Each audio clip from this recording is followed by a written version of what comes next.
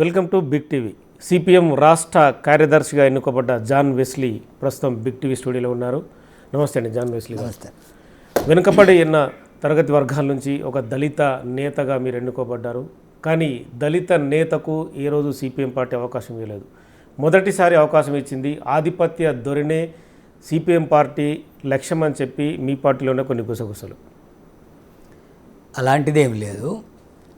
జనరల్గా కమ్యూనిస్టు పార్టీల్లో పనిచేయడానికి వచ్చినటువంటి వాళ్ళు ఈ ఆధిపత్య ధోరణులను కానీ అట్లాగే ఫ్యూడల్ వ్యవస్థ లక్షణాలన్నీ కూడా వదులుకొని దానికి వ్యతిరేకంగా పనిచేయాలని భావిస్తేనే కమ్యూనిస్ట్ పార్టీలోకి వస్తారు. అందుకని వాళ్ళు కుల సమస్య కానీ ఇతర విషయాల పట్ల వాళ్ళు వాటినన్నిటిని కూడా పాటించరు. వాటినన్నిటిని కూడా నిర్మూలించాలని భావిస్తారు.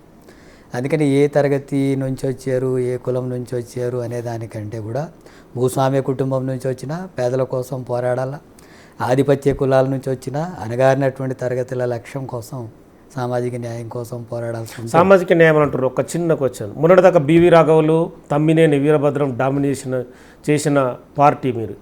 అంటే అగ్రకులాన్ని నాయకులే డామినేట్ చేశారు. మీరు ఇందాక ఒక పాయింట్ చెప్పదలుచుకున్నారు. అంటే ఎర్ర జెండా మీ భుజం మీద ఉన్న కండువ ఈ మధ్యకాలంలో ఎక్కడ కనిపించని పరిస్థితి. అంటే ఎర్ర జెండా కొంత బలహీనపడడానికి కారణాలు వేరు. ముఖ్యంగా అగ్రకులాల ఆధిపత్యం అనే సమస్య. మీరు బివి రాఘవులు గారు కుల వివక్షకు వ్యతిరేకంగా అట్లాగే సామాజిక న్యాయం కోసం ఉమ్మడి ఆంధ్రప్రదేశ్లో చేసినటువంటి ఉద్యమాలు ఏ పార్టీ ఇతర పార్టీలు చేయలేదు.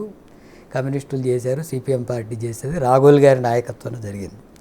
అట్లాగే సామాజిక న్యాయం సమగ్ర అభివృద్ధి పేరుతో 4200 కిలోమీటర్ల పాదయాత్ర తమ్మినేని వీరభద్రం సిపిఎం కార్యదర్శిగా ఆయన ఆధిపత్య కులాల నుంచి వచ్చి ఉండొచ్చు, కానీ సామాజిక న్యాయం సమగ్ర అభివృద్ధి కోసం పాదయాత్ర చేశాడు.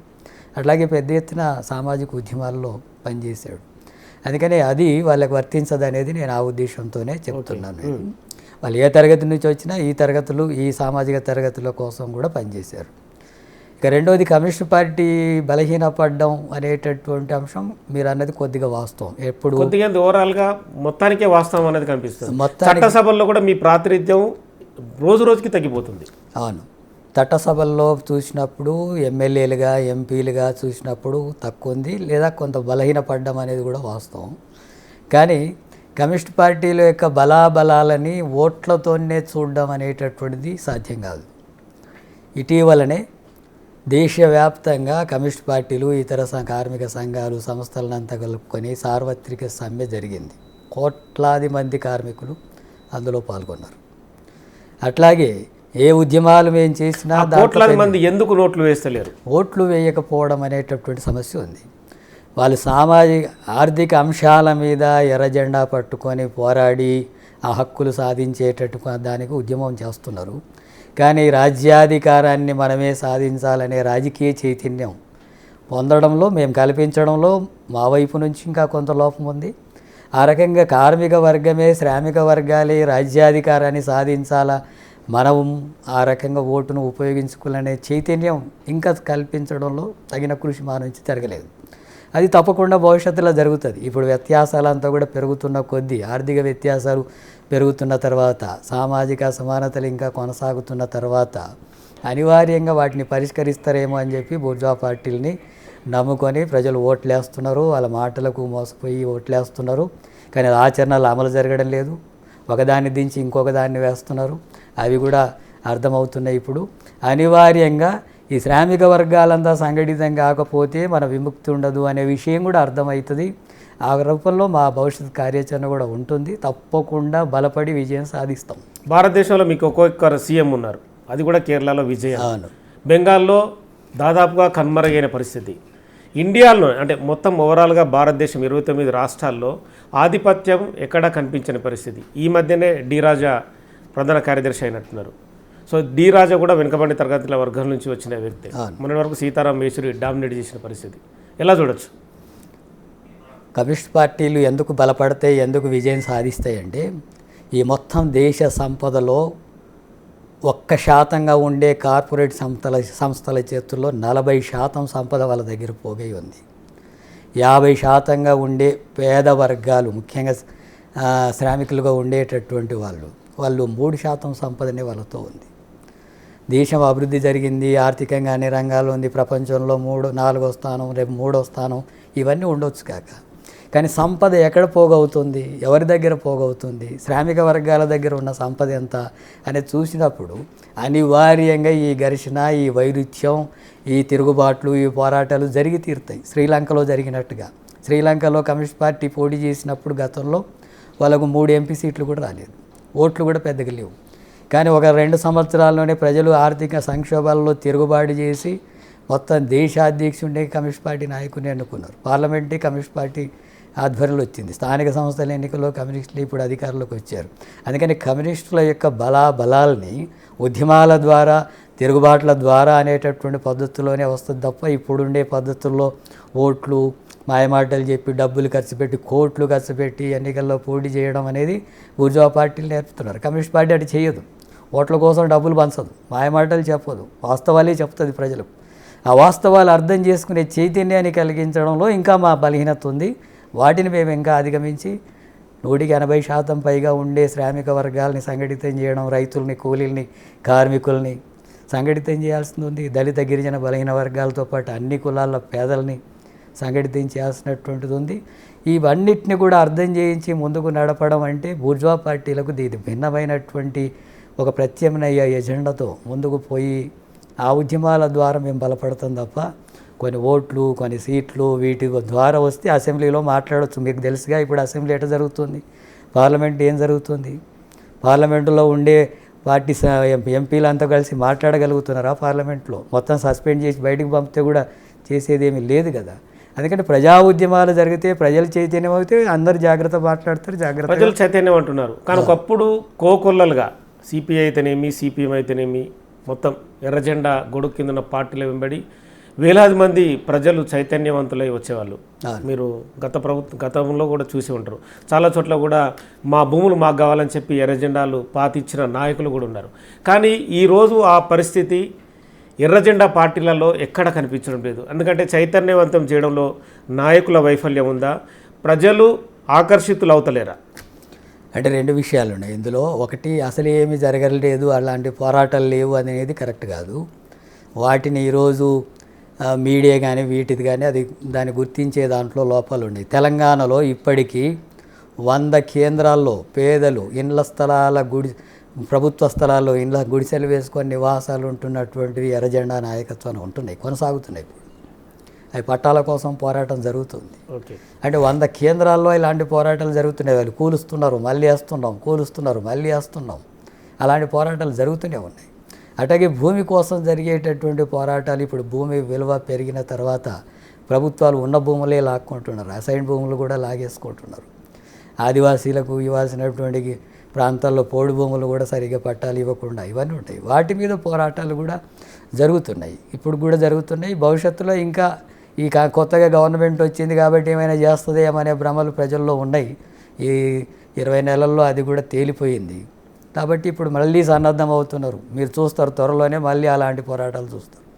Maoist party CPI ML, so మీరంతా ఆ బ్యాక్గ్రౌండ్ నుంచి వచ్చిన నేతలే కాబట్టి ఇప్పటికీ ఆపరేషన్ కగార్ కొనసాగుతుంది. మరి పేదలు, మధ్యతరగతి వర్గాల నుంచి పోరాటం చేసే మావోయిస్టు పార్టీని పూర్తిగా అంతం చేస్తామని చెప్పి కేంద్రం చెప్తుంది. కానీ ఇప్పటికీ మీ తరపున కావచ్చు, సిపిఐ కావచ్చు, సిపిఎం కావచ్చు, ఓవరాల్ ఎర్రజెండా పార్టీలు కావచ్చు, ఎందుకు ఆపరేషన్ కగార్ని ఆపకుండా నిలువరించే ప్రయత్నం ఎందుకు చేయడం లేదు? అంటే అధికారంలో ఉన్నటువంటి కేంద్ర ప్రభుత్వం 2 అంశాలు ఉన్నాయి దానికి. ఒకటి, అది కార్పొరేట్ సంస్థలకు, పెట్టుబడిదారులకు, భూస్వాములకు అనుకూలంగా ఉన్న పార్టీతో పాటు అది మొత్తంవాద పార్టీ. కమ్యూనిస్టులు కానీ, నక్సలైట్లు కానీ, మావోయిస్టులు కూడా కానీ ఈ సమాజంలో మార్పు కోసం ఉద్యమాలు చేస్తున్నటువంటి పార్టీలు ఇవి. ఇప్పుడు ఆదివాసీలు నివాసం ఉండేటటువంటి ప్రాంతాల్లో లక్షల ఎకరాల భూమిని కార్పొరేట్ సంస్థలకు అంతా అప్పగించడానికి వాళ్ళు ప్రయత్నం చేస్తున్నారు. ఆ ప్రయత్నం చేస్తున్నప్పుడు ఆదివాసీలు అక్కడ ఆటంకంగా ఉన్నారు. ఛత్తీస్గఢ్ కానీ మిగతా ప్రాంతాల్లో కూడా చూసినప్పుడు ఆ ఆదివాసీలంతా కూడా తరిమేయాలంటే వాళ్ళకి అండగా నక్సలైట్లు కూడా ఉన్నారు. అందుకని వాటిని నిర్మూలించడం అనేటటువంటి ఉద్దేశం ప్రధానంగా ఈ మొత్తం భూములంతా కార్పొరేట్ సంస్థలకు అప్పగించాలనేటటువంటిది మొదటిది. రెండవది ఏంటంటే మావోయిస్టులనా లేకపోతే ఇంకొక పార్టీనా లేకపోతే ఇంకొక పార్టీనా ఎర్రజెండా పార్టీలని దేన్నో ఒకదాన్ని దెబ్బతీసి అంతం చేసి ఇది లేకుండా చేస్తాం అనేటటువంటిది ఈ భూమి మీద సాధ్యమయ్యేటటువంటి విషయం కాదు. ఎందుకంటే ఎప్పటి వరకు అయితే అసమానతలు ఉన్నాయో, పేదరికం ఉందో, ఎప్పటి వరకు నిరుద్యోగ సమస్య ఉందో, ఎప్పటి వరకు సామాజిక అణచివేత ఉందో, ఎప్పటి వరకు అణచివేత దాడులు, దౌర్జన్యాలు, హత్యలు కొనసాగుతాయో వాటికి వ్యతిరేకంగా తిరుగుబాట్లు కూడా ఉంటాయి, పోరాటాలు కూడా ఉంటాయి. ఆ రకంగా అలాంటి పోరాటాన్ని ముందుకు తీసుకొచ్చేటటువంటిది కమ్యూనిస్ట్ పార్టీ. ఆ కమ్యూనిస్ట్ పార్టీని ఎర్రజెండా ఇప్పుడు ఇన్ని సంవత్సరాలలో ఇటువంటి వాళ్ళు చాలామంది వచ్చిపోయారు కూడా. హిట్లర్ లాంటి వాడిని ఎదుర్కొని నిలబడ్డటువంటిది ఎర్రజెండా.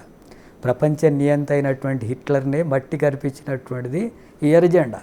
కాబట్టి ఇప్పుడుండే మోడీనో బీజేపీనో లేకపోతే అంతకుముందు ఉండే ప్రభుత్వాలు ఎర్రజెండా పోరాటాల ముందు అవేమీ పెద్ద లెక్కలోనికి రాని విషయాలు. ప్రజలు ఖచ్చితంగా ఈ అసమానతలు ఉన్నాయి కాబట్టి తిరుగుబాటు చేయడం అనేది అనివార్యంగా జరుగుతుంది. పేదరికం ఉంది కాబట్టి ఎర్రజెండా వాళ్ళ పక్షాన ఉంటుంది. పేదరికమే లేదనుకోండి, సమస్య లేదు కదా. అందుకని ఆ ఉన్నంతకాలం తప్పకుండా వాళ్ళ పక్షాన పోరాడుతుంది. కొంతమందిని చంపేసి, కొంతమందిని ఎన్కౌంటర్ చేసి, కొంతమందిని అక్రమంగా జైల్లో పెట్టి ఆ ఉద్యమాన్ని అంత లేకుండా చేస్తాం అనుకుంటే అది భ్రమ తప్ప. ఇంతమంది అగ్రనేతలు ఎన్కౌంటర్ అవుతున్నా, ఇంతమంది అరెస్ట్ అవుతున్నా, ఇప్పటికీ ఎర్రజెండా నాయకుల నుంచి భారతదేశంలో ఏ అగ్రనేత కూడా బలమైన వాయిస్ని ఎందుకు వినిపించలేకపోతున్నారు? ఇప్పటికీ మనం రాష్ట్రాల్లో చాలా పెద్ద ఎత్తున వామపక్షాల ఆధ్వర్యంలో అనేక నిరసన కార్యక్రమాలు చేసాం. వామపక్షాల ఆధ్వర్యంలో ఇందిరా పార్క్ దగ్గర పెద్ద సభ కూడా జరిపాం. జిల్లాల్లో కూడా జరిగినాయి వీటి మీద. కానీ అవి నామమాత్రంగానే ఉన్నాయి కదా. జరిగినాయి. అయితే ప్రభుత్వం ఆ రకంగా నిర్మూలించాలని చెప్పే భావనతో ఉంది. అది సాధ్యం కాదని చెప్తున్నాం మేము. వాళ్ళు ఆ రకంగా భ్రమపడుతున్నారు, కమ్యూనిస్ట్ పార్టీని లేకుండా చేస్తాం అనేటటువంటిది. అది సాధ్యమయ్యే విషయం కాదు. మోడీ వల్ల సాధ్యం కాదు. ఇంకా ఇంకెవరైనా అంతకంటే పెద్ద నియంతో వచ్చినా కూడా సాధ్యం కాదు. ఎందుకంటే ఈ పేదరికం ఉన్నంతకాలం కోట్లాది మంది పేదరికంతో ఇల్లు లేకుండా, భూమి లేకుండా, ఉద్యోగం లేకుండా, సంపద లేకుండా, అవమానాలకు గురవుతూ, అత్యాచారాలకు గురవుతూ, కుల వివక్షకు గురవుతూ, మౌనంగా ఉండు, చంపేస్తామంటే చంపేస్తే భయపడతారా? ఏం తిరుగుబాటు చేస్తారు, పోరాటంలోకి వస్తారు. అవసరమైతే ప్రాణత్యాగాలు చేసి కూడా తమ ఆత్మగౌరవాన్ని, సామాజిక న్యాయాన్ని, ఈ పేదరికాన్ని నిర్మూలించడం కోసం పోరాడతారు. చరిత్ర అది. తెలంగాణ సాయుధ పోరాటంలో చూసాం కదా మన దగ్గరనే. కాబట్టి ఆ రూపంలో అణిచివేస్తామని చెప్పి అనుకుంటే అది భ్రమ తప్ప ఇంకోటి ఏం కాదు. తాత్కాలికంగా కొంత ఇబ్బందులు కలగవచ్చు, కొంతమంది నష్టపోవచ్చు, అట్లాగే నిర్బంధాల వల్ల కార్యక్రమాలకు ఆటంకం కలిగించవచ్చు, ప్రజల్ని కొంత భయభ్రాంతులకు కూడా చేయొచ్చు. కానీ ప్రజలు అనివార్యంగా వీటన్నిటిని కూడా ఎదిరించి నిలబడతారు. అదే జరుగుతుంది, మీరు చూస్తారు తర్వాత. కమ్యూనిస్ట్ పార్టీ దేశంలో అంటే విఫలమైందా, విజయం సాధించిందా అంటే జాన్ వెస్లీ ఏం చెప్తారు? కమ్యూనిస్ట్ పార్టీలు విజయం సాధించినటువంటి విషయాలు చాలా ఉన్నాయి. ఈ దేశ స్వాతంత్రం కోసం పోరాట క్రమంలోనే ఈ దేశంలో సంపూర్ణ స్వాతంత్రం కావాలని మొట్టమొదట నినదించిందే కమ్యూనిస్టులు. కాంగ్రెస్ కాదు, ఇతర పార్టీలు కాదు. ఆర్ఎస్ఎస్ ఏమో దానికి వ్యతిరేకంగా ఉంది. కమ్యూనిస్టులే సంపూర్ణ స్వాతంత్రం కావాలని పోరాడారు. ఆ రకమైనటువంటి ఉద్యమాల్లో కమ్యూనిస్ట్ పార్టీలు అనేక మంది జైల్లో పాలయ్యారు. భగత్ సింగ్ లాంటి వాళ్ళు ఆ పోరాటంలో కొనసాగుతూ చివరికి ఆయన కమ్యూనిస్టులుగానే ఆయన భావజాలం అంతా ఆ రూపంలోనే వచ్చింది. అందుకనే స్వాతంత్ర పోరాటంలో కీలకమైన పాత్ర పోషించి విజయం సాధించినట్టే కదా. విజయం సాధించారు. కానీ 4000 కమ్యూనిస్టు గ్రూపులు భారతదేశంలో ఉండడానికి అంటే మీ మధ్య చీలికల, నేతల మధ్య వైరుధ్యాల, ఆధిపత్య ధోరణి అనేక కమ్యూనిస్టు పార్టీలు వాళ్ళు అనుసరించేటటువంటి మార్గాలు ఈ దేశంలో విప్లవం సాధించాలంటే, విజయవంతం కావాలంటే కొందరు సాయుధ పోరాటం అన్నారు, కొందరు అంటే ఎజెండా ఒకటే అన్నారు. ఎజెండా ఒకటైనా అనుసరించాల్సిన మార్గాలు వేరువేరుగా ఉన్నాయి. ఈ వ్యవస్థను మార్చాలంటే సిద్ధాంతపరంగా అందరిది కొద్దిగా అటు ఇటుగా కొంత ఒకటే అయినా అది సాధించాలంటే సాయుధ పోరాటం ద్వారానే సాధ్యమో అని మావోయిస్టులు అనుకుంటున్నారు. ఎన్నికలు ప్రజాస్వామిక హక్కులను కూడా ఉపయోగించుకొని ఉద్యమాల ద్వారా తిరుగుబాట్లు చేసి అది ఆ రూపంలో పోరాడాలి. అట్లాగే హక్కుల కోసం పోరాటాలు కొనసాగించాలి, ప్రజలు చైతన్యవంతం చేయాలని ఇంకో రూపంలో కొనసాగుతున్నాయి. వివిధ మార్గాలు అనేటటువంటి ఉన్నాయి, కానీ ఇవి అంతిమంగా ఒకటవుతాయి. అంతిమంగా లక్ష్యం ఒకటైనప్పుడు అనివార్యంగా ప్రజలంతా కూడా ఆ పోరాటంలో భాగంగా, ఉద్యమాల్లో భాగంగా ఒకటి కాక తప్పదు. ఆ రకంగా ఒకటి కానటువంటివి మిగిలిపోతాయి. మీ పార్టీ ఒకటి చెప్తుంది, ఇది ప్రజాతంత్ర విప్లవం లక్ష్యం మాదని చెప్తున్నారు. దానివల్ల ఏం సాధిస్తారు? ఈ దేశంలో స్వాతంత్రం వచ్చి ఇప్పుడు 79 సంవత్సరాల స్వాతంత్ర దినోత్సవం నిన్న జరుపుకున్నాం. కానీ ఈ దేశంలో ఇప్పటికీ విద్య వ్యాపారంగా మారింది. విద్య డబ్బున్నటువంటి వాళ్ళకు ఒక విద్య, పేదవాడికి ఒక విద్య ఉంది. మేమేమంటున్నామంటే విద్య ఉచితంగా ఉండాలంటున్నాం. పూర్తిగా దేశంలోనే విద్య ఉచితంగా ఉండాలి. పేదవాడికి ధనికుడికి అనే సంబంధం లేదు. ఆధిపత్య కులమా లేకపోతే దళితుడి నుంచి వచ్చినవాడు అనే దాంతో సంబంధం ఉండకూడదు. దేశంలో అందరికీ విద్య ఉచితంగా అందించాలంటున్నాం. అది సాధ్యమైందా? వాళ్ళు చేశారా? కాబట్టి మేము సాధించాల్సింది ఉంది. విద్యను అందరికీ దేశంలో ఉచితంగా అనేదాన్ని సాధించాల్సింది ఉంది. వైద్యం ఉచితంగా ఇవ్వాలని చెప్పి అంటున్నాం. మనిషి ప్రాణం విలువైనటువంటిది. పేదవాడ ధనికుడు అనే దాంతో సంబంధం లేదు. మనకున్న సంపదతో వైద్యం ఉచితంగానే ఇవ్వచ్చు, కానీ ఇవ్వడం లేదు. వ్యాపారంగా మారుస్తున్నారు. చిన్న చిన్న వ్యాధులకు లక్షల రూపాయలు కార్పొరేట్ హాస్పిటల్స్ దోపిడీ చేస్తున్నారు. ఆ దోపిడీకి అనుకూలంగా ప్రభుత్వాలు ఉంటున్నాయి, రాష్ట్రం కేంద్రాలు. మేము విద్య వైద్యం ఉచితంగా ఇవ్వాలంటున్నాం. అట్లాగే ఉపాధి పని హక్కు ఉండాలంటున్నాం. పని కల్పించే హక్కు ఉండాలి. చదువుకొని నిరుద్యోగులు అయిపోతున్నారు. డిగ్రీలు పీజీలు చేసిన తర్వాత ఉద్యోగాలు రాక అడ్డ మీద కూలీలుగా, ఆటో రిక్షా కార్మికులుగా, సెక్యూరిటీ గార్డులుగా ఉంటున్నారు. గ్రామీణ ప్రాంతాలకు పోయి తల్లిదండ్రుల పక్కనే ఉపాధి కూలీలుగా మారుతున్నారు. ఏం వ్యవస్థ ఇది? ఎందుకు ఆ రకంగా ఉండాలా? అది సాధించాల్సింది ఉంది. అది మేము అందరికీ సమానమైనటువంటి పని హక్కు ఉండాలా, ఉపాధి ఉద్యోగ అవకాశాలు కల్పించాలా. అలాంటిది సాధించలేదు. అట్టగే సంపద కొద్దిమందితో పోగైంది. అత్యధిక మంది జనాభా చేతుల్లో సంపద లేదు. ఇప్పుడు కార్మికులు ఉన్నారు, కోట్లాది మంది కార్మికులు. కనీసం నెలకు 26,000 అయినా ఇవ్వండి అని అంటున్నారు కార్మికులు. 10-15,000 కూడా ఇవ్వడం లేదు. 26,000 ఇస్తే మేము కూడా కుటుంబం పోషించుకుంటాం అంటుంటే ఆ డబ్బులు ఇవ్వడం లేదు. మరి కార్మికుల విముక్తి కావాలి కదా. ఉపాధి కూలీలు గ్రామీణ ప్రాంతాల్లో మాకు సంవత్సరంలో 200 రోజులు పని ఇవ్వండి, పని చేసి బతుకుతాం, ఉట్టికి కాదు. 200 రోజులు పని ఇవ్వమంటున్నారు. కూలీ 600 ఇవ్వమంటున్నారు. 120 కూడా ఇవ్వడం లేదు. 60 రోజులు 70 రోజులు కూడా పని ఇవ్వడం లేదు. మరి సాధించాల్సింది లేదా? మేము ఇప్పటికి భూమి పంపిణీ జరగలేదు. ఇండ్ల స్థలాలు లేని వాళ్ళు తెలంగాణలోనే 30 లక్షల కుటుంబాలు ఉన్నాయి. 30 లక్షల కుటుంబాలు ఇల్లు లేని వాళ్ళు ఉన్నారు, ఇంటి స్థలం లేని వాళ్ళు ఉన్నారు. కొనుగోలు చేసే శక్తి లేదు, ఇల్లు కట్టుకునే శక్తి లేదు. వాళ్ళకు వచ్చే ఆదాయంతో కుటుంబాన్ని పోషించడం సాధ్యం కాదు. అందుకే ప్రతి కుటుంబానికి ఇల్లు ఉండాలి, భూమి ఉండాలి, విద్య అందుబాటులో ఉండాలి, వైద్యం ఉండాలి, ఉపాధి అవకాశాలు ఉండాలి, కుల అసమానతలు పోవాలి, స్త్రీ పురుష అసమానతలు పోవాలి. ఈ దేశంలో పేద ధనిక అనే అతి వ్యత్యాసాలు పోవాలి. ఎంత పెద్ద సమస్య ఉండగా మేము సాధించాల్సినటువంటిది చాలా ఉంది. ఈ మొత్తం ఊర్జా పార్టీలంతా కూడా పార్టీలుగా వేరు కనబడతాయి. బీజేపీ, కాంగ్రెస్, టీడీపీ, టీఆర్ఎస్, ఇంకో పార్టీ. అవన్నీ కూడా ఎజెండా అంతా కూడా దోపిడీ వర్గాలకు అనుకూలం. వాళ్ళందరికీ వ్యతిరేకంగా మేము సాధించాల్సింది ఉంది. అది తప్పకుండా చరిత్రలో సాధించబడుతుంది. ఇతర దేశాల్లో సాధించబడింది, ఇక్కడ కూడా సాధ్యమవుతుంది. మీరు ఇందాక కులమానతలు, ఏదైతే అసమానతలు, విద్యా, వైద్యం, భూమి, ఉపాధి అన్నిటి గురించి చెప్తున్నారు. కానీ 100 ఏళ్ల చరిత్ర అయిన భారతదేశంలో ఇప్పటికీ అసమానతలు కంటిన్యూ అవుతున్నాయి. భారతదేశ చరిత్రనే కుల మతాల మీద నిర్మితమైన ఉన్న దేశం ఇది. ఎందుకు వ్యతిరేకిస్తుంది ఎర్ర జెండా పార్టీగా? ఎందుకంటే ఇప్పుడు ఈ దేశంలో ఇప్పుడు బీజేపీ అధికారంలో ఉంది. అది మెజార్టీ మతాన్ని ఉపయోగించుకొని మత రాజకీయాలు చేస్తూ అధికారంలోకి వచ్చి కార్పొరేట్ సంస్థలకు, దోపిడీ వర్గాలకు అనుకూలంగా ఉండే ఎజెండాను కొనసాగిస్తుంది. మేము ఈ దేశంలో ఉండేటటువంటి కూలీలు, కార్మికులు, రైతులు, పేద వర్గాలు, శ్రామిక వర్గాలు, అంటే వాళ్ళు కూడా ఒక కులానికి చెందిన వాళ్ళే కదా, ఒక మతానికి చెందిన వాళ్ళే. ఈ శ్రామిక వర్గాలనంతా సంఘటితం చేసి 100కి 85% పైగా ఉన్న ఈ జనాభా అంతా ఐక్యం చేసి శ్రామిక వర్గాల రాజ్యాన్ని స్థాపించాలనేది మా పోరాటం. దీనికి ఆటంకంగా కులం అనే సమస్య ఉంది.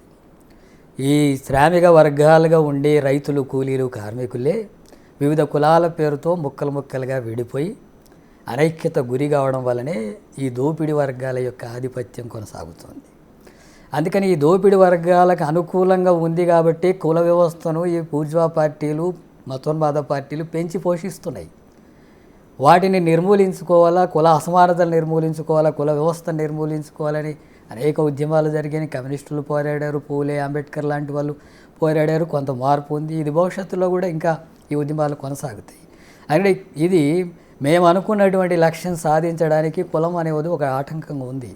అందుకనే కూడా భారతదేశంలో మేము ఇంకా ముందుకు పోవడానికి అదొక అనైక్యతకు, శ్రామిక వర్గాల అనైక్యతకు అదొక కారణం ఉంది. అయితే దాని నుంచి కూడా బయటపడాల్సింది ఉంది. ఆ సామాజిక అసమానతలకు వ్యతిరేకంగా పోరాటం చేసే క్రమంలో ఈ ఆర్థిక అసమానతలకు వ్యతిరేకంగా కూడా చేసే ఉద్యమాల్ని మిళితం చేసి తప్పకుండా ఈ శ్రామిక వర్గాలను ఐక్యం చేసే కార్యాచరణ కొనసాగిస్తాం. ప్రస్తుతానికి ఆటంకంగా ఉంది, దాని ఆటంకాన్ని కూడా అధిగమించే ఉద్యమాన్ని మేము నిర్వహిస్తున్నాం. బీజేపీ మతంతో ఎదిగిందని మీరు ఇందాక ఒక మాట అన్నారు. కానీ నిన్న స్వాతంత్ర దినం రోజున ఎర్రకోట పైన స్వయంగా ప్రధాని మోదీ ఆర్ఎస్ఎస్ అనేది ఒక ఎన్జిఓ సంస్థని ప్రకటించిండు.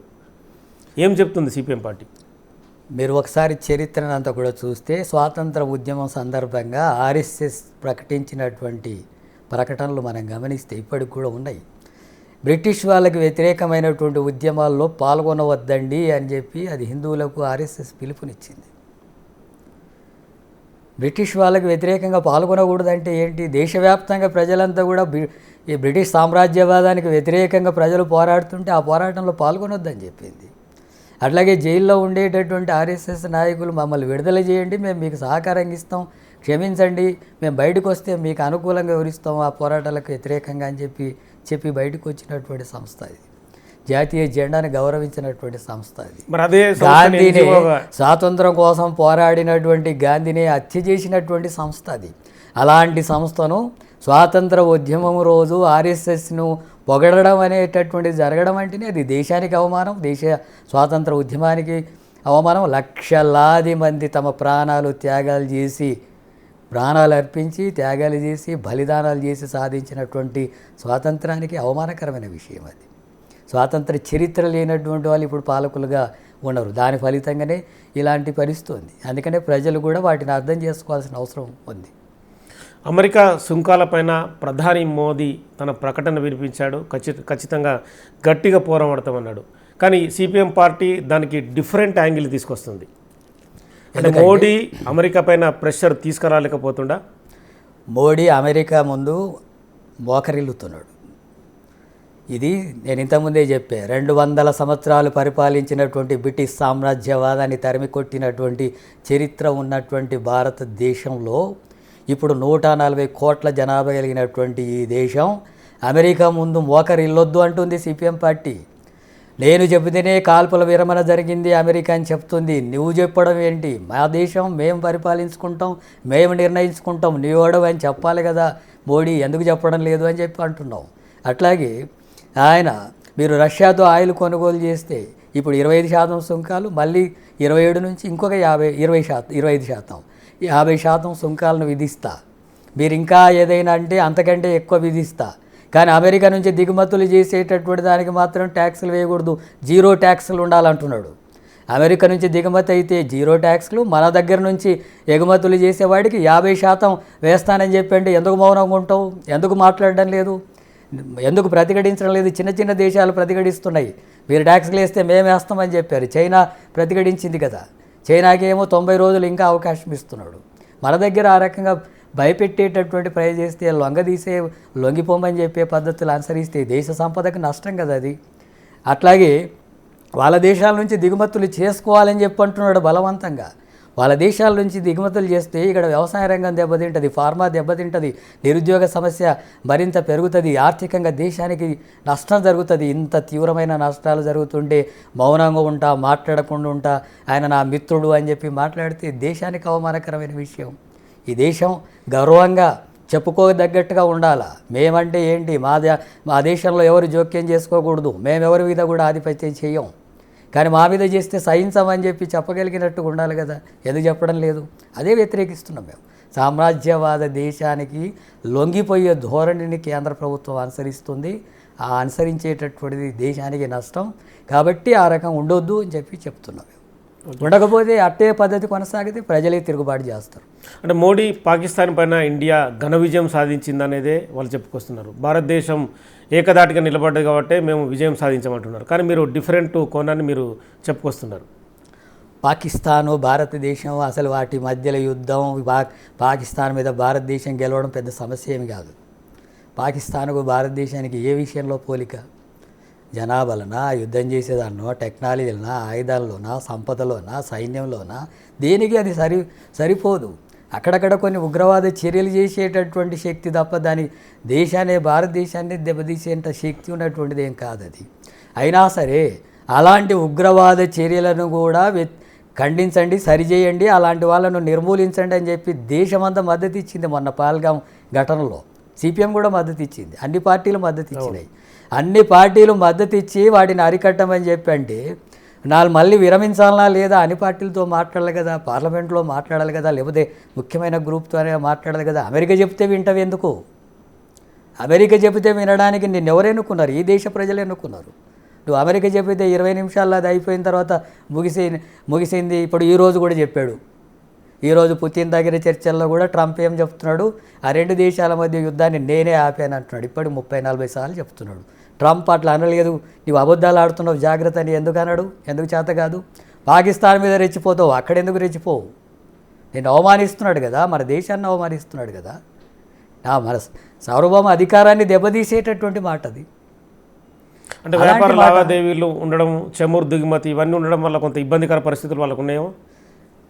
రష్యాతో సమస్య ఉంది. రష్యాతో నువ్వు ఆయిల్ కొనుగోలు చేస్తున్నావు, రష్యా ఆయిల్ ఇయ్యమని చెప్పడం లేదు. నువ్వు రష్యాతో కొనుగోలు చేస్తే నీకు సుంకాలు విధిస్తానంటున్నావు. రష్యాతో కొనుగోలు చేయాలన్నా లేదా మనం నిర్ణయించుకుంటాం. ట్రంప్ ఎవడు? అదే రష్యా ప్రధాని మరి ట్రంప్ను పొగిడిన పరిస్థితి. వాళ్ళ మధ్య చర్చ జరుగుతుంది, వాళ్ళ దేశాల మధ్య చర్చలు జరిగి ఎలాంటి ఒప్పందాలు జరుగుతాయి ఇప్పుడు చూడండి, మీరే గమనించండి. రష్యాతో ఆయిల్ కొనుగోలు చేస్తున్నాం కాబట్టి మనల్ని బెదిరిస్తున్నాడు, ఇంకో దేశాన్ని బెదిరిస్తాడు, మీరు కొనుగోలు చేయొద్దని అంటాడు. మరి రష్యాని ఎందుకు బెదిరిస్తాడు ట్రంప్? రష్యానే బెదిరించడం లేదుగా. రష్యాను బెదిరించాలి కదా, ఆయన యుద్ధం చేస్తున్నది ఎవరిని? ఇంకోటి ట్రంప్లో నిజాయితీ ఏమైనా ఉందా?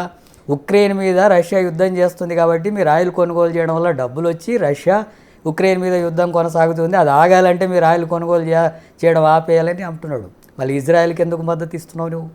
పాలస్తీనా ప్రజల మీద ఇజ్రాయెల్ యుద్ధం చేస్తుంది కదా, అక్కడ మొత్తం మనుషులంతా కూడా కనీసం శిబిరాల్లో కూడా ఉండనివ్వడం లేదు కదా, తిండి లేకుండా కూడా చస్తున్నారు కదా, పిల్లలు కూడా చస్తున్నారు కదా, పిల్లలు బడికి దూరం అయిపోయారు కదా. అలాంటి తీవ్రమైనటువంటి దగ్గర నువ్వెందుకు సమర్థిస్తున్నావు? అక్కడ నువ్వెందుకు ఆయుధాలు ఇస్తున్నావు? నువ్వెందుకు ఆర్థిక సాయం చేస్తున్నావు ఇజ్రాయెల్కి? నువ్వు అక్కడ ఆ నీతి చెప్తూ ఇక్కడ రష్యా విషయంలో ఈ నీతి చెబితే మనం ఎందుకు వినాలి? అందుకని ఆ విషయాల్ని సామ్రాజ్యవాద దేశాలని ప్రశ్నించకపోతే, వ్యతిరేకించకపోతే దేశ సంపద మొత్తం లూటి అవుతుంది, దేశ సార్వభౌమాధికారమే దెబ్బతింటుంది. దానికి వ్యతిరేకంగా దాన్ని అనుభవించిన చరిత్ర ఉంది మన దేశానికి. సామ్రాజ్యవాద యొక్క ధోరణి, దానివల్ల దేశం నష్టపోయింది, దోపిడికి గురైంది, సంపదకు లేకుండా అయింది, అనేక సంపద అంతా కూడా లూటి అయింది మన దేశం నుంచి. అలాంటి అనుభవం ఉన్నటువంటి దేశం మనది. 200 సంవత్సరాలు పట్టింది వాళ్ళని ఓడించడానికి. అలాంటి చరిత్ర ఉన్నటువంటిది. ఇప్పుడు అమెరికా ఏంటి, డైరెక్ట్గా పరిపాలించకుండానే ప్రధానమంత్రులనే పాలకులనే లొంగ తీసుకొని వాళ్ళ ఎజెండాను అమలు చేయించే పరిస్థితి వస్తే ఇంకా దేశం ఎట్లా ముందుకు పోద్ది? డైరెక్ట్గా ఇక్కడ వచ్చి పరిపాలించాల్సిన అవసరం లేదు, యుద్ధాలు ఆయుధాలు ఏమీ అక్కర్లేదు. ఆ పాలకులనే తనకు అనుకూలంగా మార్చుకునే ధోరణి ఇప్పుడు అమెరికా సామ్రాజ్యవాదం అనుసరిస్తుంది.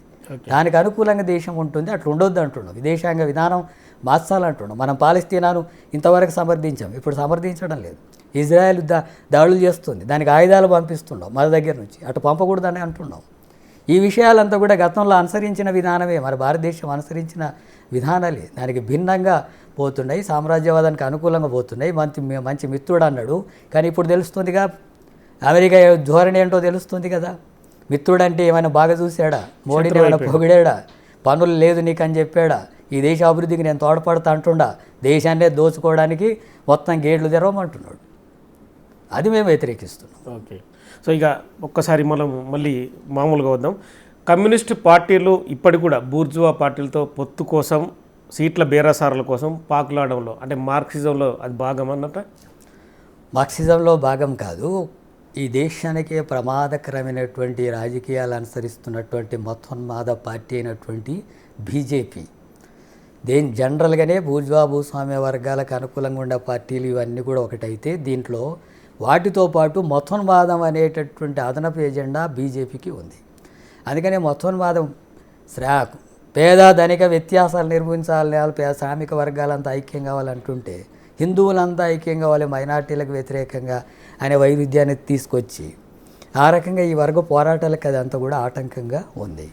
అట్లాగే మతాల మధ్య ఘర్షణ సృష్టించడం అనేటటువంటిది దానివల్ల రాజకీయ ప్రయోజనం పొందాలనుకుంటుంది. మన రాజ్యాంగం లౌకిక రాజ్యాంగం, ఎవరి మతం వాళ్ళు నమ్మొచ్చు, వాళ్ళ విశ్వాసాలు వ్యక్తిగతం. కానీ అది ప్రభుత్వంలో ఉండకూడదు. ప్రభుత్వం అనేది మనది లౌకిక ప్రభుత్వం, అందుకని అక్కడ మతానికి సమస్య ఉండకూడదు. అలాంటి దానికి భిన్నంగా ఇప్పుడు బీజేపీ కేంద్ర ప్రభుత్వం వ్యవహరిస్తుంది కాబట్టి అలాంటి కేంద్ర ప్రభుత్వాన్ని ఓడించాలి అంటే ఒక్క కమ్యూనిస్టులకు ఇప్పుడు ఆ శక్తి లేదు. లౌకిక పార్టీలుగా ఉండేటటువంటి వాళ్ళందరూ కూడా కలిసి బీజేపీని ఓడించేటటువంటి విషయం వచ్చినప్పుడు తప్పకుండా మేము కూడా ఒక ప్రధానమైనటువంటి శత్రువుగా మేము బీజేపీని భావిస్తున్నాం. కానీ అందుకని దాన్ని ఓడించడానికి మేము బూర్జువా పార్టీ, మీరు అన్నట్టుగా బూర్జువా పార్టీలతో కూడా కలిసే ఉద్దేశం అనేది మాకేదో సీటు, ఎమ్మెల్యే, ఎంపీ అనే పాయింట్ కాదు. మేము ప్రధాన శత్రువుగా భావిస్తున్నటువంటి దాన్ని ఓడించాలంటే ఇటువంటి శక్తులు ఓట్లు చీలకూడదు, వీటన్నీ కలిసి దాన్ని ఓడించాలన్నాం. అందుకే పోయినసారి పార్లమెంటులో బీజేపీకి సొంత మెజార్టీ రాలేదు. వాళ్ళు 400 సీట్లు వస్తాయని చెప్పి అనుకున్నారు, కానీ ఏమీ రాలేదు కదా. 240 వచ్చి సొంతగా అధికారంలో కూడా లేదు. టీడీపీ ఇటువంటి మద్దతు ఇవ్వకపోతే ప్రభుత్వం లేదు ఇప్పుడు. అంటే ఈ అలయన్స్ ఉండడం వల్లనే, ఇటువంటి పద్ధతిలో ఉండడం వల్లనే దాన్ని ఓడించాం. అందుకని బూర్జువా పార్టీలతో ఆ విషయాలు తప్ప మొత్తం శ్రామిక వర్గాల విముక్తికి అనేది మేము ఒక ప్రత్యామ్నాయ విధానాలతోనే ముందుకు పోతాం, ప్రత్యామ్నాయ రాజకీయాలతోనే మేము బలపడతాం. సీట్లు, ఓట్లు వాటి కోసం కాదు. ఇది ఒక చిన్న క్వశ్చన్ మీ గురించే. మామూలుగా సమాజం అని చెప్పి పార్టీలు చెప్తుంటాయి, మీ పార్టీ కూడా అదే చెప్తుంది.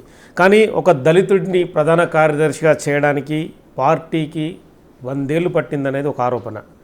జాన్ వెస్లీ ఏం చెప్పదలుచుకున్నాడు? ఈ సమాజంలో వేల సంవత్సరాలుగా శూద్రులకు చదువుకునే హక్కు లేకుండా, ఆస్తి హక్కు లేకుండా, పాలకులుగా ఉండే హక్కు లేకుండా ఉండే చట్టాలు, శాసనాలు, మనధర్మ శాసనాలు ఈ దేశంలో జరిగినాయి. అందులో దళితుల్ని మరింత ఊరికి దూరంగా, అంటరాని వాళ్ళుగా, కులం తక్కువ వాళ్ళుగా వెలివేసినటువంటి వ్యవస్థ కొనసాగిన సమాజం భారతదేశం. ప్రపంచంలో ఎక్కడ లేనటువంటిది ఇక్కడ జరిగింది. అలాంటి దళితుల్లో నుంచి చదువుకొని కొన్ని విషయాలు అర్థం చేసుకొని రాజకీయాల్లోకి ముందుకు రావడం అనేటటువంటి స్థితి, ఇది రావడానికి సహజంగానే కొంత సమయం పట్టినటువంటి విషయం వాస్తవం.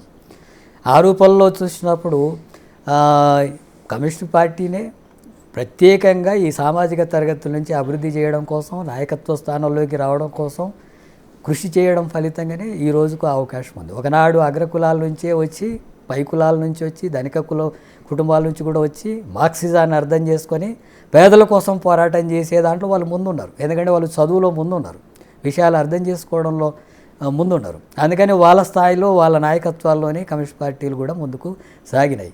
ఇప్పుడే మీరు గమనిస్తే ఎస్సీ, ఎస్టీ, బీసీలు ఇప్పుడిప్పుడే చదువులో ముందుకు వచ్చారు. సిద్ధాంతాన్ని కూడా ముందుకు తీసుకుపోయే చైతన్యం ఇప్పుడిప్పుడే వస్తుంది.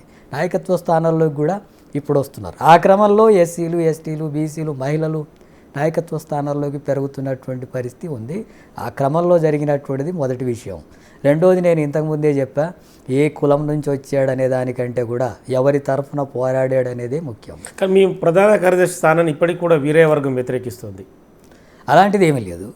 అంత ఏకగ్రీవంగా ఎన్నుకున్నారు, మహాసభలో ఏకగ్రీవంగా ఎన్నుకున్నారు. ఎన్నుకోవడం అనేటటువంటిది జరిగిందంటే అలాంటిది ఏమీ లేదనేదే కదా అర్థం. కాబట్టి అలాంటి పరిస్థితి ఏమీ లేదు. చరిత్ర లేని పార్టీలు కూడా ఇప్పటికి కూడా తెలంగాణ కావచ్చు, ఆంధ్రప్రదేశ్ కావచ్చు, రాజకీయ ఆధిపత్యం చలాయిస్తున్నాయి. కానీ మీకు 100 ఏళ్ళ పైగా చరిత్ర ఉంది. ఎర్ర జెండా పట్టిన నినాదం మీది, శ్రామికుల కోసం పోరాటం చేసే పార్టీలు మీవి. ఇప్పటికి కూడా అధికారంలోకి రావడానికి మీకు ఒక సరైన ప్రణాళిక లేదా, ఎజెండా లేదా? ప్రజల్లో మీ పార్టీ అనేది వాళ్ళ మెదళ్ళలో నాంచలేకపోతున్నారా? ప్రజలకు కమ్యూనిస్టులు అంటే ఇప్పటికీ గౌరవం ఉంది, అభిమానం ఉంది, రాజకీయం వేరు, అభిమానం ఉంది. వీళ్ళు పేదల కోసం పోరాడే పార్టీలు అని చెప్పి కూడా ప్రజలు నమ్ముతున్నారు. అదే సందర్భంలో బూర్జువా పార్టీల యొక్క ప్రభావం, డబ్బు, రకరకాల వాగ్దానాలు, ఇవన్నీ కూడా ప్రజల్ని ఇంకా ప్రలోభాలు పెట్టి ఆ ఓట్ల సమయాన, ఓట్ల ద్వారా వచ్చేటటువంటి సందర్భంలో మభ్యపెట్టుతున్నట్టు. కానీ ఏమీ లేని బీజేపీ కూడా తెలంగాణలో 7 సీట్లు సాధించింది. ఏమీ లేదని మొత్తం కార్పొరేట్ సంస్థలంతా బీజేపీ వెనకాల ఉండకపోతే ఏమీ లేదంటున్నారు మీరేంటి?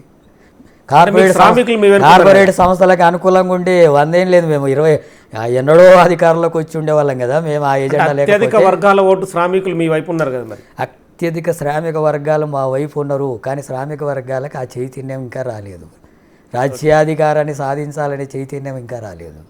కార్మికులము, శ్రామిక వర్గాలము, పెట్టుబడిదారుల రాజ్యం కొనసాగుతుంది, భూస్వాముల రాజ్యం కొనసాగుతుంది, వాళ్ళ ఆధిపత్యంలో పనిచేస్తున్నామనే ధోరణి ఉంది. కానీ శ్రామిక వర్గాలమే మెజార్టీ ఉన్నాం. మనమే మన ఓట్లు వేసుకొని అధికారంలోకి వచ్చి మనమే పరిపాలించాలనే రాజకీయ చైతన్యం రాలేదు. ఆర్థిక అసమానతల కొరకు ఉద్యమాల్లో వస్తున్నారు, కానీ రాజకీయ చైతన్యాన్ని పెంచాల్సిన అవసరం ఉంది. ఆ పెంచే దాంట్లో మా బలహీనతలు కూడా ఉన్నాయి. మేము ఇంకా బలపడాలా, విస్తరించాలా. అయితే మా బలహీనతలు అంటే మేము ఉద్యమాల ద్వారా తప్ప ఇంకో రూపంలో బలపడే అవకాశం ఉండదు. అందుకని ఒక ప్రత్యామ్నాయ రాజకీయాల కోసం మేము కృషి చేస్తున్నాం. ఇప్పటికైనా కూడా తెలంగాణలో కానీ దేశంలో కానీ ఒక ప్రత్యామ్నాయ ఎజెండా ఉంది. ప్రత్యామ్నాయ రాజకీయాల కోసం పనిచేస్తాం. ఆ రకమైనటువంటి శక్తులతోనే ఐక్యంగా ఉండి మేము ఆ రకంగా ముందుకు సాగే ప్రయత్నం చేస్తున్నాం. అందులో భాగమే నేను ఇంతకుముందు చెప్పినట్టుగా ఇల్లు, భూమి, విద్య, వైద్యం, ఉపాధి, ఉద్యోగ అవకాశాలు, స్త్రీ పురుష అసమానతలు, కుల అసమానతలు నిర్మూలించడం, పేదాధనిక వ్యత్యాసాలు నిర్మూలించడం, రైతుల హక్కుల్ని కాపాడడం, అట్లాగే వ్యవసాయ కూలీల యొక్క హక్కుల్ని కాపాడడం, కార్మికుల హక్కుల్ని కాపాడడం, ఇలాంటివన్నీ కూడా దళిత గిరిజన బలహీన వర్గాలు ఇవి అన్ని అంశాలు తీవ్రమైనటువంటి అసమానతలు, అణచివేతలు, దోపిడీ ఉన్నాయి. అందుకని వీటన్నిటినీ ఒక ప్రత్యామ్నాయ ఎజెండా ద్వారా మేము ప్రజల్ని చైతన్యవంతం చేస్తూ పోరాటాల ద్వారా ముందుకు సాగుతాం. ఇప్పుడు తెలంగాణలో అలాంటి ప్రయత్నం తీసుకుంటున్నాం. మొన్నటి వరకు కొత్తగా ప్రభుత్వం వచ్చిందనేది ఉంది. వాటి మీద అనేక రకాలుగా ప్రభుత్వం మీద ఒత్తిడి తీసుకొస్తున్నాం. ఇక ముందు ఇంకా జనరల్గా విజ్ఞప్తులు, వినతి పత్రాలు ఇక సరిపోదు. ఉద్యమాలే ఉంటాయి, పోరాటాలే ఉంటాయి. భవిష్యత్ అంతా మీరు తెలంగాణలో కమ్యూనిస్టుల యొక్క పోరాటాలని కూడా మీరు చూస్తారు. ఒక పర్సనల్కి వచ్చాను, మీరేమనుకోవద్దు. పేరుకే రాష్ట్ర కార్యదర్శి జాన్ వెస్లీ, లావాదేవీలు కానీ మిగతా వ్యవహారాలన్నీ కూడా రాఘవులు, తమ్మినేని వీరభద్రం చూస్తారనే ఒక ఆరోపణ. దళితుడిగా మీకు ఈ పదవి ఇచ్చినా కూడా సరైన గౌరవం మీ పార్టీలో మీకు జరగడం లేదు అనేది ఒక చర్చ.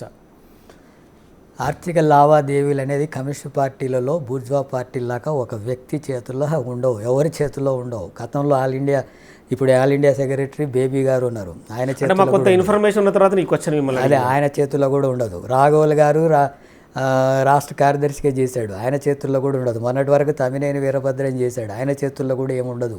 సమిష్టి నిర్ణయాలు ఉంటాయి.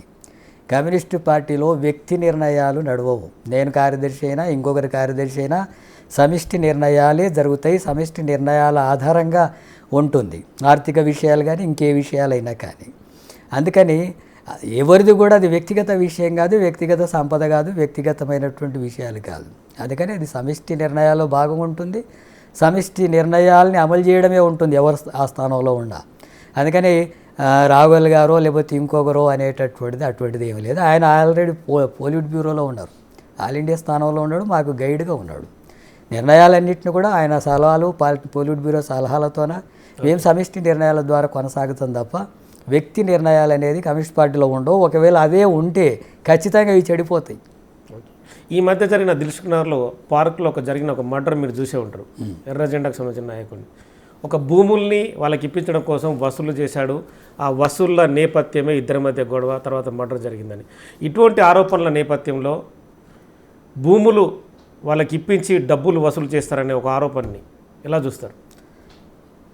ఇటీవల జరిగిన హత్య సిపిఐ నాయకుడు చందు, అదే సరే ఏదైనా కమ్యూనిస్ట్ పార్టీలో ఉన్నటువంటి వ్యక్తి మీద జరిగినటువంటి హత్య, ఆ హత్యకు సంబంధించినటువంటి దాంట్లో లావాదేవీలు, భూములు, ఇటువంటి విషయాలు ఉన్నాయి అనేది కూడా వచ్చింది ఆ రకంగా. అయితే వాళ్ళ భార్య అంటున్నటువంటి విషయం ఏమంటే అలాంటిది ఏమీ లేదు, ఆయన ఈ ఇళ్ల స్థలాల పోరాటాలు చేస్తున్నటువంటి దాంట్లో ప్రధానంగా ఉన్నాడు, ఆ క్రమంలో జరిగినటువంటి దాడి ఇది అని చెప్పి ఆమె కూడా చెప్తోంది. అందుకని వాస్తవాలు తెలుపమని అంటున్నాం పోలీసులని, అధికారులు. మీరు వాస్తవాలు విచారణ జరపండి, వాస్తవాలు విచారణ జరిపి ఆ హంతకులు ఎవరైతే వాళ్ళ మీద కఠినంగా శిక్షించండి అని కూడా అంటున్నాం. ఎలా అక్కడ ఏదైనా అటువంటి పొరపాట్లు జరిగితే పొరపాట్లను కూడా సరి చేసుకోవడానికి ముందు పోవాల్సి ఉంటుంది. ఇప్పుడు తెలంగాణలో ప్రజాప్రభుత్వం బాగుందా, గత 10 ఏళ్ళు పాలించిన బీఆర్ఎస్ ప్రభుత్వం బాగుందంటే ఏం చెప్తారు? 10 సంవత్సరాలు పరిపాలించినటువంటి దాంట్లో కూడా నీళ్లు, నిధులు, నియామకాలు అన్నాడు, డబల్ బెడ్రూమ్లు అన్నాడు, ఇంటికో ఉద్యోగం అన్నాడు, అట్లాగే ఎస్సీ ఎస్టీ బీసీలకు సప్లాన్ అని చెప్పి అన్నాడు, రిజర్వేషన్లు అన్నాడు, గిరిజనులకు 12% రిజర్వేషన్లు అన్నాడు, రకరకాల వాగ్దానాలు చెప్పాడు, కానీ అమలు జరగలేదు. ఆ ప్రభుత్వంలో కూడా ఏమీ అమలు జరగలేదు.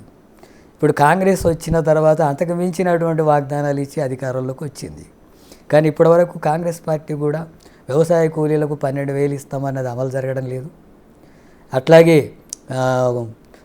రైతులకు సంబంధించినటువంటి రుణమాఫీకి సంబంధించి మనం ఇటీవల చాలా కాలం తర్వాతనే కొంత ఇవ్వడం అనేది జరిగింది. రైతు భరోసా అలాంటివి కొన్ని ఇచ్చాడు, ఉచిత బస్సు తప్ప మిగతా వాగ్దానాలు అమలు జరగడం లేదు. ఆ రకంగా ఇప్పుడు ఇండ్ల స్థలాలకు సంబంధించినటువంటిది ఇందిరమ్మ ఇండ్లు నియోజకవర్గానికి 3,500 అంటున్నాడు. మొత్తం 30 లక్షల కుటుంబాలకు ఇవ్వాలంటే ఎన్ని సంవత్సరాలు పడుతుంది? దాని మీద కూడా సరైన ప్రణాళిక లేదు. అట్లాగే ఉద్యోగాలు అధికారంలోకి వస్తే సంవత్సరంలోనే 2 లక్షల ఉద్యోగాలు భర్తీ చేస్తున్నారు అన్నాడు. కొత్తగా నోటిఫికేషన్ లేవు. నిరుద్యోగ జేఏసీ ఆధ్వర్యంలో వాళ్ళు పోరాటం చేస్తుంటే, డివైఎఫ్ఐ లాంటి సంస్థలు కూడా పోరాడుతుంటే వాళ్ళని అరెస్టులు చేసి నిర్బంధిస్తున్నాడు. ఉద్యోగాల భర్తీ లేదు. అందుకని ఇచ్చినటువంటి వాగ్దానాలు ఏవి అమలు చేయకుండా పెన్షన్లు పెంచడం లేదు. మొత్తం పెన్షన్లు అన్నీ కూడా వికలాంగులకైతే 6,000 ఇస్తున్నాడు, మిగతా వాళ్ళకు 4,000 అన్నాడు, పెంచడం లేదు. కళ్యాణ లక్ష్మి అంటే పెళ్లి చేసుకున్నటువంటి వాళ్ళకు 1,00,000తో పాటు తులం బంగారం అన్నాడు, ఇప్పటివరకు ఇవ్వడం లేదు. అంటే గత ప్రభుత్వానికంటే ఈ ప్రభుత్వం భిన్నంగా ఏమీ లేదు. ఈ ప్రభుత్వం కూడా పేద ప్రజలకు ఇచ్చిన వాగ్దానాలన్నింటినీ కూడా మభ్యపెడుతుంది, అది అమలు చేయడం లేదు. అందుకని ఆ ప్రభుత్వం అదే చేసింది. అధికారులకు వచ్చేటప్పుడు పేదల ఓట్లు వేసుకోవడానికి వాగ్దానాలు చేసి హామీలు ఇచ్చి వాళ్ళ ఓట్లతో అధికారులకు వచ్చి దాన్ని అమలు చేయలేదు. ఇప్పుడు కాంగ్రెస్ కూడా వాళ్ళకి హామీలు ఇచ్చింది, దాన్ని అమలు చేయలేదు. ఇప్పుడు రిజర్వేషన్ సమస్య కూడా ముందుకు వచ్చింది, 42% బీసీల రిజర్వేషన్స్. సరే, దాని వరకు చట్టం ఆర్డినెన్స్ ఇవన్నీ తెచ్చింది, అది బీజేపీ అడ్డుపడుతుంది, బీజేపీ రిజర్వేషన్లకు అడ్డుపడుతుంది. దానికి వ్యతిరేకమైన పోరాటాన్ని సాగించాల్సి ఉంటుంది. అంటే ఇటువంటి విషయాల పట్ల కాంగ్రెస్ పార్టీ కూడా దాన్ని అమలు చేసేటటువంటి చిత్తశుద్ధితో అంటే సామాన్యమైనటువంటి ప్రజలకు ఇచ్చిన వాగ్దానాలు అమలు చేసే దాంట్లో అది కూడా గత ప్రభుత్వం లాగానే ఉంది అనేది మా అభిప్రాయం. అందుకనే మేము చెప్తున్నాం ముఖ్యమంత్రికి, మీరు ఇచ్చిన వాగ్దానాలు అమలు చేయండి, పేదలకు ఇచ్చిన వాగ్దానాలు అమలు చేయండి. చేయకపోతే ప్రజలు వ్యతిరేకత వస్తుంది, ప్రభుత్వాలని మార్చేటటువంటి పరిస్థితి వస్తుంది. ప్రజలు ఇప్పటికైనా వాటిని అమలు చేయడానికి పూనుకోవాలా, లేకపోతే ప్రజా ఉద్యమాలు వస్తాయి, ప్రభుత్వాలను కూడా తారుమారు చేస్తారు ప్రజలు. ఓట్ల చోరీతో బీజేపీ పార్టీ అధికారంలోకి వచ్చిందని కాంగ్రెస్ అగ్రనేత రాహుల్ గాంధీ ఆరోపణ. 65 లక్షల ఓట్లు బీహార్లో చోరీ చేశారని చెప్పి ఉద్యమం చేస్తున్నాడు. ఓట్ చోర్ గద్దె చోర్ అనేది సిపిఎం పార్టీ స్టాండ్ ఏంటి? దాని మీద పూర్తిగా విచారణ జరపాల్సినటువంటి అవసరం ఉంది. సుప్రీంకోర్టు కూడా చెప్పింది. ఈ 65 లక్షల ఓట్లని ఎట్ట తొలగించారు, కారణాలు ఏంటో చెప్పమంటుంది. 30 లక్షల ఓట్లు అసలు అడ్రస్ లేని వాళ్ళు ఉన్నారు అని చెప్పి ఎన్నికల కమిషన్ అంటుంది. 22 లక్షల ఓటర్లు చనిపోయారని చెప్పి అంటుంది. మిగతా కారణాలంతా కూడా చెబుతున్నాయి. కానీ ఎక్కడైతే బీహార్లో ఎన్నికలు జరగబోతున్న సందర్భంలో మైనార్టీల ఓట్లను, ప్రతిపక్షాల ఓట్లను, బీజేపీకి పడని ఓట్లను, ఎస్సీ ఎస్టీ నియోజకవర్గాల్లో దానికి వ్యతిరేకంగా ఉండేటటువంటి ఓట్లను అంతా తగ్గించి అక్రమంగా ఓట్లను మాత్రం చేర్పించడం అనేది ఎన్నికల కమిషన్ ద్వారానే జరుగుతున్నటువంటి సమస్య ఇది. అందుకని ఆ ప్రభుత్వం అక్కడ ఉండే ప్రభుత్వం ఓడిపోయే అవకాశం ఉంది కాబట్టి అనివార్యంగా గెలిపించడానికి జరుగుతున్నటువంటి కుట్ర. మహారాష్ట్రలో అదే జరిగింది, కర్ణాటకలో అలాంటివే జరిగినవి అనేది. ఒక నియోజకవర్గంలో అడ్రస్ లేనటువంటి వాళ్ళు 3,000 ఓట్లు ప్రతి నియోజకవర్గంలో చేర్పించారు, కొత్తగాని ఉంటున్నాయి. ఒక ఇంటి మీద, ఒక చిన్న సింగిల్ బెడ్రూమ్ ఇల్లు మీద 80 నుంచి 150, 200 ఓట్లు చేర్పించబడి ఉన్నాయి. జీరో అంటే హౌస్ అడ్రస్ జీరో ఉన్నటువంటివి కూడా వేల సంఖ్యలో ఉంటున్నాయి. అడ్రస్ లేనటువంటి, పేరు సరిగా లేనటువంటి వాళ్ళు, ఇవన్నీ జరుగుతున్నాయి. లాస్ట్ అవర్లో లక్షల ఓట్లు పోలవుతున్నాయి. ఇవన్నీ కూడా ఎలక్షన్ కమిషన్ యొక్క అండదండలతోన ఎలక్షన్ కమిషన్ బీజేపీ కంటే కేంద్ర ప్రభుత్వానికి ఏజెంట్గా వ్యవహరిస్తున్న ఫలితంగా ఈ మొత్తం అధికారంలోనే మార్పులు జరుగుతున్నాయి. పార్లమెంటు ఎన్నికల్లో కూడా అటువంటిది జరిగింది అనేది ఆరోపణలు వస్తున్నాయి. వాస్తవానికి ఇది సరిగ్గా విచారణ జరిపితే, వాస్తవాలని తెలిస్తే వాస్తవానికి ప్రధానమంత్రి రాజీనామా చేయాలి కదా, పార్లమెంటు రద్దు అయిపోవాలి కదా. ఎందుకంటే అక్రమ పద్ధతిలో ఎలక్షన్ కమిషన్ ఆధారంగానే ఈ ఎన్నికల్లో ప్రభుత్వాలు తారుమారు అవుతున్నాయి అంటే అది ప్రజాస్వామ్యానికి భిన్నమైనటువంటిది. ఎన్నికల కమిషన్ స్వతంత్రంగా వ్యవహరించాలా, కానీ ప్రభుత్వానికి అనుకూలంగా వ్యవహరించడం వల్ల అధికారాలని మార్పు చేసేటటువంటి కుట్ర జరుగుతుందంటే ఇక ప్రజల ఓట్లకు, ప్రజాస్వామ్యానికి, మన రాజ్యాంగానికి ఎలాంటి ప్రాధాన్యత లేకుండా ఇప్పుడు కేంద్ర ప్రభుత్వం వ్యవహరిస్తుంది. ఎన్నికల కమిషన్ కూడా ఆ రూపంలోనే వ్యవహరిస్తుంది. దీని మీద పూర్తిగా విచారణ జరపాలా. అట్లాగే తొలగించినటువంటి ఓట్లనంతా కూడా సరైనటువంటి వాటిని అన్నీ చేర్పించాలని చెప్పి డిమాండ్ చేస్తున్నాం. దీనికి బాధ్యులైన వాళ్ళ మీద చర్యలు తీసుకోవాలి. అట్లాగే సీట్లు మార్చడం అంటే ఒక ఓటు ఒక ఎంపీ సీటు దగ్గరనో ఎమ్మెల్యే సీటు దగ్గరనో దొంగ ఓట్లో లేకపోతే రిగ్గింగ్ కొన్ని ఓట్లు జరిగేటటువంటి పరిణామాలు మనం చూసాం ఇప్పటి వరకు. లేదా ఓట్లు వేయకుండా వాళ్ళే బలవంతంగా ప్రజలను దూరం చేసేటటువంటి రిగ్గింగ్లు చూసాం. కానీ ఇప్పుడు అది కాదు, ఎన్నికల కమిషన్ ద్వారానే ప్రభుత్వం ద్వారానే జరుగుతుంది. ప్రభుత్వం ద్వారానే లక్షల ఓట్లు లేకుండా చేస్తున్నారు. ప్రభుత్వం ద్వారానే లక్షల ఓట్లు అక్రమంగా చేరుస్తున్నారు. అంటే ప్రజలకు సంబంధం లేకుండా జరిగేటటువంటి రిగ్గింగ్ ఇది. ప్రభుత్వం ద్వారా జరిగేటటువంటి రిగ్గింగ్, ఎన్నికల కమిషన్ ఆమోదంతో జరిగేటటువంటి రిగ్గింగ్ అన్నాక పార్లమెంటుకి ఇంకేం ప్రాధాన్యత ఉంది, అసెంబ్లీలకు ఏం ప్రాధాన్యత ఉంది, ఓటుకు విలువ ఏముంది ఇక. అందుకని మొత్తం ప్రజాస్వామిక వ్యవస్థకే ఇది గొడ్డలి పెట్టు లాంటిది. అందుకని దీని మీద సమగ్రమైనటువంటి విచారణ జరపాలా, చర్యలు తీసుకోవాలా, అది స్వతంత్రంగా వివరించేటటువంటిది ఉండాలా. ఇప్పుడు జరిగినటువంటి అవకతవకలను అరికట్టడానికి కూడా తగినటువంటి పద్ధతిలో చర్యలు ఉండకపోతే భవిష్యత్తులో ఈ ఎన్నికల సిస్టమ్ పట్లనే ప్రజలకు ఇంకా నమ్మకం పోతుంది. మళ్ళీ తిరుగుబాట్లు కూడా తీవ్రంగా ఉంటాయి. ఎన్నికల సిస్టమ్ వల్లనే ఇప్పటికైనా ఈ బూర్జువా పార్టీలు బతుకుతున్నాయి, కనీసం ఓట్లు వేసి ఏదో చెప్తామని. అది కూడా లేకుండా పోతే ప్రజల తిరుగుబాట్లు ఇంకా తీవ్రమైనటువంటి రూపంలోకి వస్తాయి. థ్యాంక్ యూ జాన్ వెస్లీ గారు. మొత్తానికైతే ఓట్ల చోరీపైన ఎన్నికల కమిషనే రిగ్గింగ్ పాల్పడుతుందని చెప్పి సిపిఎం పార్టీ ఆరోపిస్తుంది. అలాగే శ్రామికుల కోసం అంటే భూమి, విద్య, వైద్యం ఖచ్చితంగా వాళ్ళకు అందే విధంగా కొత్త తరహా పోరాటాలు రాముందు రోజుల్లో అంటే భవిష్యత్తులో మరిన్ని చేస్తామని చెప్పి పార్టీ కార్మికులకు అలాగే శ్రామికులకు హామీ ఇస్తుంది. మరి వాళ్ళు ఓట్ల ద్వారా నాయకులు మాత్రం ఇప్పటికి కూడా ఎన్నిక కాలేకపోతున్నారు. కానీ ఖచ్చితంగా శ్రామికుల కోసం భారతదేశ వ్యాప్తంగా తమ పోరాటం ఎన్నటికీ ఆగదని చెప్పి సిపిఎం రాష్ట్ర కార్యదర్శి జాన్ వెస్లీ చెప్తున్నారు. Signing off. Keep watching Big TV. For more videos like this, subscribe Big TV channel.